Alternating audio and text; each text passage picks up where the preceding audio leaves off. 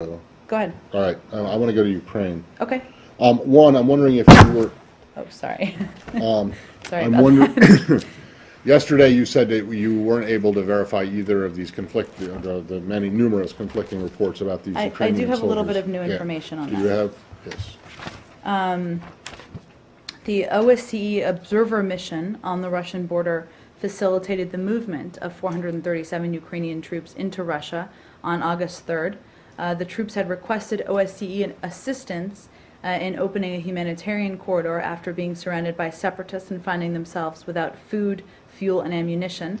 All their attempts to negotiate a ceasefire with the separatists had failed. At least 192 of these servicemen returned to Ukraine on August 4th.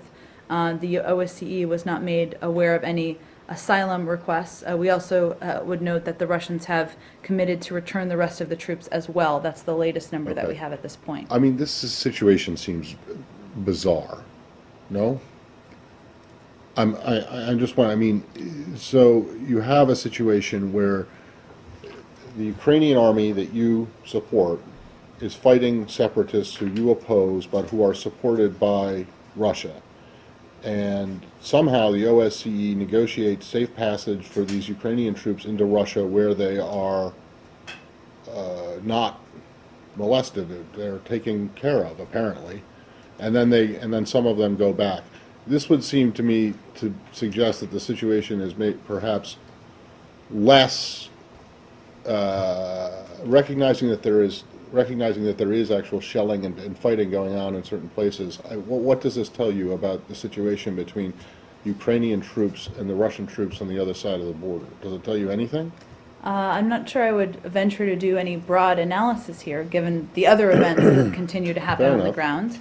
Obviously, in this case, the OSCE obviously played a significant role here in assuring their safe passage, and certainly we wanted to note that the Russians have agreed to return the troops. Okay, so that's a positive thing?